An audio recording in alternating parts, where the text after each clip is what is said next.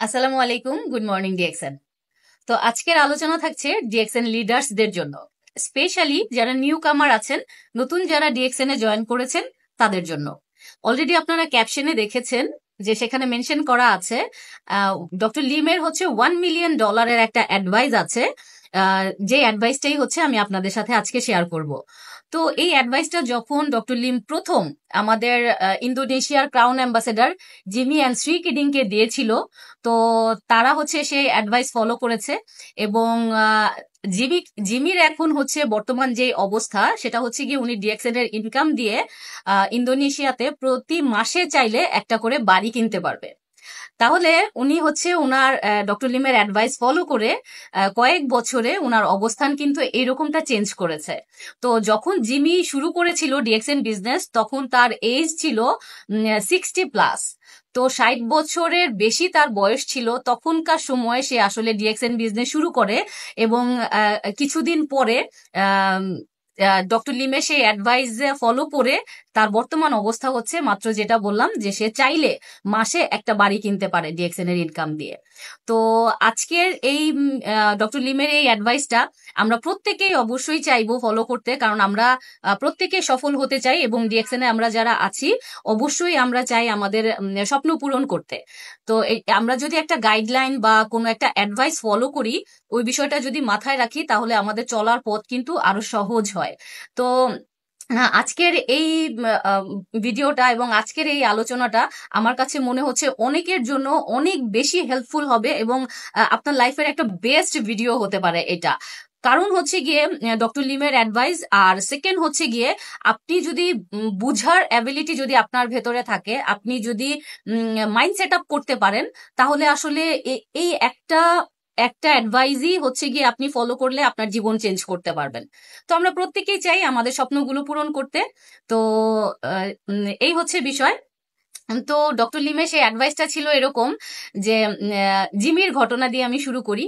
তো জিমি হচ্ছে গিয়ে উনি ইন্দোনেশিয়ার একজন লিডার। তো উনি যখন ডিএক্সএন স্টার্ট করে তখন প্রথম যখন উনি সবাইকে ইনভাইট করছিল ডিএক্সএন এর বিজনেসের জন্য, তো শুরুর দিকে সবাই অনেক বেশি এক্সাইটেড থাকে। তখন তাদের অ্যাক্টিভিটিস গুলো সাধারণত যেরকম হয় আর কি। তো জিমিও ঠিক সেরকমই ছিল, উনি অনেক বেশি এক্সাইটেড ছিল ডিএক্সএন প্ল্যান দেখার পরে, ডিএক্সএন এর প্রোডাক্ট দেখার পরে, ডক্টর লিমের সাথে কথা বলার পরে উনি অনেক বেশি এক্সাইটেড ছিল।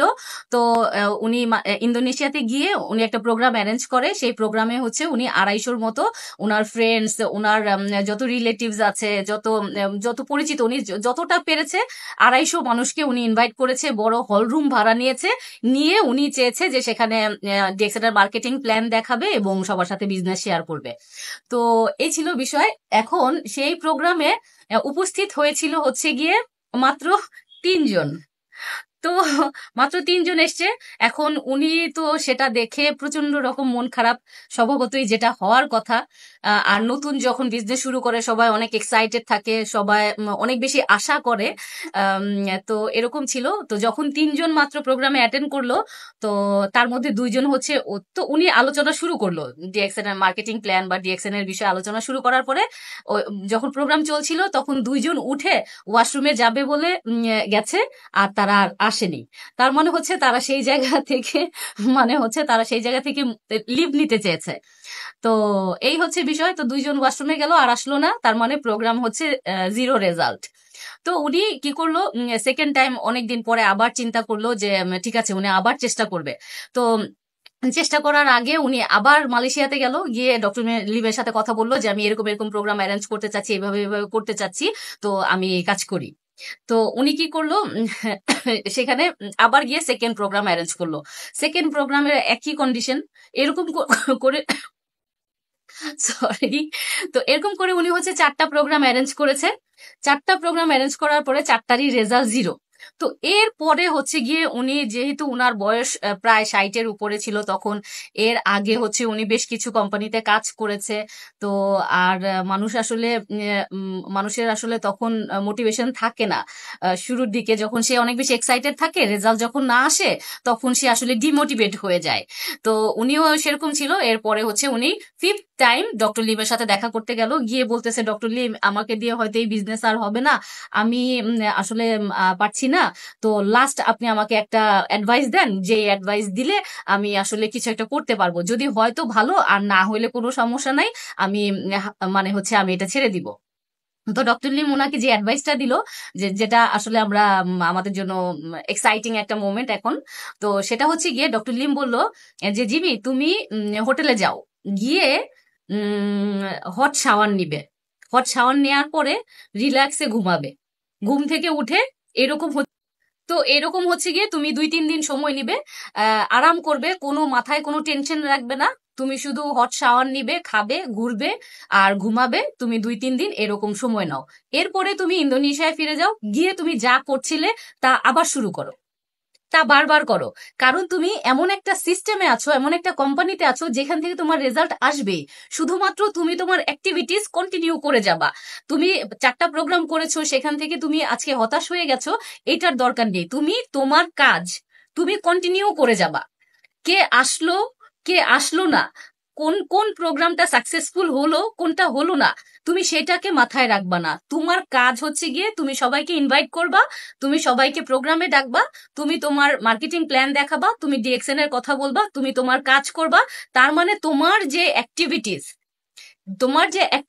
তুমি তোমার অ্যাক্টিভিটিস কন্টিনিউ করে যাবা। যেহেতু তুমি এমন একটা কোম্পানিতে আছো, এমন একটা সিস্টেমের সাথে আছো যেটা থেকে সফলতা নিশ্চিত, তাহলে তোমাকে কি করতে হবে, তোমার জায়গাতে শুধুমাত্র তোমার কাজটাকে কন্টিনিউ করতে হবে। তো তুমি সেটা করে যাও, এটাই হচ্ছে তোমার কাজ। তো এই যে জিমি এই কথাটা শুনে আসলো, এবং সে প্রতিদিন কি করলো, তা তা- সে যেটা করলো যে তার মাথায় আর কোনো টেনশন রাখলো না, যে একটা প্রোগ্রাম অ্যারেঞ্জ করলে, সে এত বড় প্রোগ্রাম অ্যারেঞ্জ করে, হল রুম ভাড়া নেয়, কিন্তু তার প্রোগ্রাম সাকসেসফুল হয় না। এই যে তার বিষয়গুলো, এগুলি সব সে মাথা থেকে বাদ দিয়ে দিল, সে তার অ্যাক্টিভিটিস শুধু সে কন্টিনিউ করে গেল। আজকে সে হচ্ছে গিয়ে শুরুতেই যেটা বললাম, সে ইন্দোনেশিয়ার একজন ক্রাউন অ্যাম্বাসেডার, এবং সে চাইলে ডিএক্সএন এর ইনকাম দিয়ে প্রতি মাসে একটা করে বাড়ি কিনতে পারে। তো এই হচ্ছে বিষয়। তো আমার কাছে মনে হয় যে আমরা প্রত্যেকেই ডিএক্সএন এ আমরা সফল হতে চাই। আমরা আমাদের কাজটাকে শুধুমাত্র কন্টিনিউ করে গেলে আমাদের সফলতা নিশ্চিত, কারণ আমরা এমন একটা কোম্পানিতে আছি, এমন একটা সিস্টেমের সাথে আছি যেখান থেকে সফল হওয়া নিশ্চিত। তো এই হচ্ছে বিষয়। সবাই অনেক ভালো থাকবেন, আবারও দেখা হবে, আবারও কথা হবে। তো ততদিন ভালো থাকবেন, আল্লাহ হাফেজ।